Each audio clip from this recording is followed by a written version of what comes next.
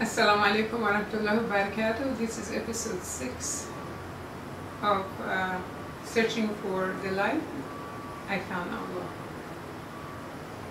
So what happened after I had decided to keep the baby and let my husband know, he kind of emotionally withdrew from me. He didn't force me. I did not talk about it anymore, but I could feel it's like he is no longer emotional with me. It's like, okay, that's what you want, and then go right ahead. In the meantime, I had gone to a very big convention. It was an underwater birthing a while back. That the thing was about how important it is to give birth underwater, and also the conscious birthing, how conscious the mother is while she's pregnant, and how that really affects her fetus and the baby, and as she grows to adult, the pregnancy has an incredible effect on this human being. So I contacted the person that actually had arranged this, and I wanted to meet him. I asked my husband to go with me, to go meet with him. So we met him, and I told him the story that, you know, he wanted aborted. I decided to keep the baby. By this time, I'm 2 months pregnant. He said, oh my God, you both have a lot to do. This baby already feels rejected. This has been like Dr. Tchaikovsky of Russia has done many years of research on people, adults that have had problems, and then a lot of people, the original problem starts in the mother's womb. Maybe they were unwanted, or they were fight between the mother and the father, and all the trauma she went through affected this fetus all the way through childhood.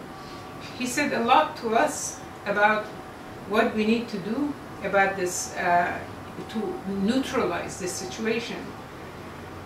And he suggested that on a daily basis, like my husband massages my stomach, give love to me, to the baby, and giving loving energy and thoughts to both of us on a daily basis. And he told me I have to come to him daily and do some breathing exercises, some, you know, maybe making connection with the baby. Of course, at that time, I was not practicing Islam.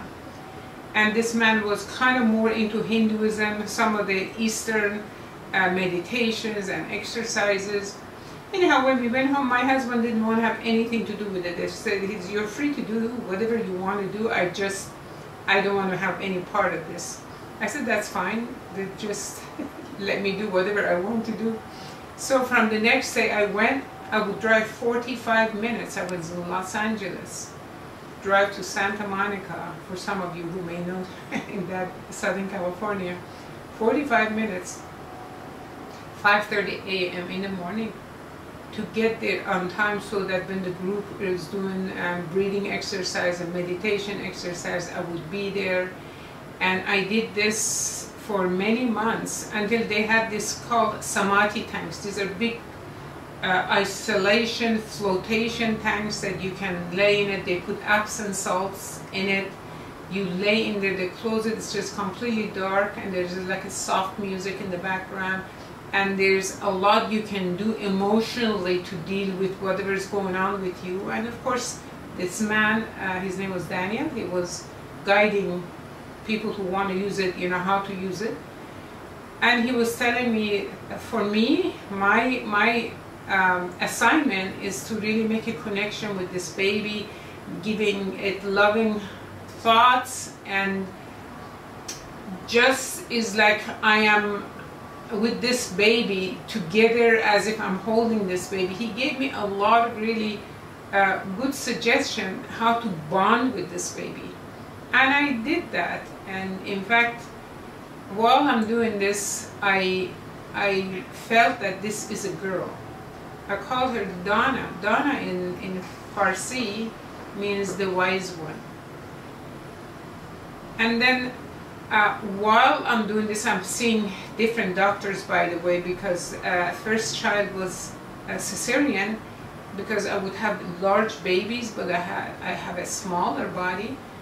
But long story short, I went through 4 doctors. I said, I don't want to have cesarean, let me have natural birth. Only if my life is basically in danger, or the baby's life, then you can do cesarean. So then I had the 4th. So they wanted to take amniotic fluid in order to check and see if there's going to be any problem, because by then I am 36 years old. They said there is a possibility there could be a birth defect or some kind of a problem with your baby, and if such thing, we can abort the baby. I said, you're not taking anything out of me, no amniotic fluid out of me, because this is taking from this baby's space. It's going to cause imbalance. I said, whatever Allah gives me, I want this baby. I would not let them touch me. Nothing. Anyway, so I went through, basically I was 2 months pregnant when I started this process. By the time I was 9 months, I was still going there pretty much as I could, going there till it came to the time of birth. My husband was with me. This Daniel he came along, and she was supposed to be born December 30th or 31st, 1983, but I really wanted her to be born 1984 January. So just for one day, it would make a difference of a year. I really wanted her to be born January 1st, but I'm not doing cesarean, it's natural birth. It's whenever the baby wants. It just so happened that I was in labor for like 53 hours. Really, I was like dying of pain. By the time she came out, it was like 1:30 in the morning, January 1st, 1984. It so happens that another couple had planned on January 1st to have the first baby of the year in Santa Monica, and their situation did not get ready for the cesarean till half an hour after me. So I ended up having the first baby of the year.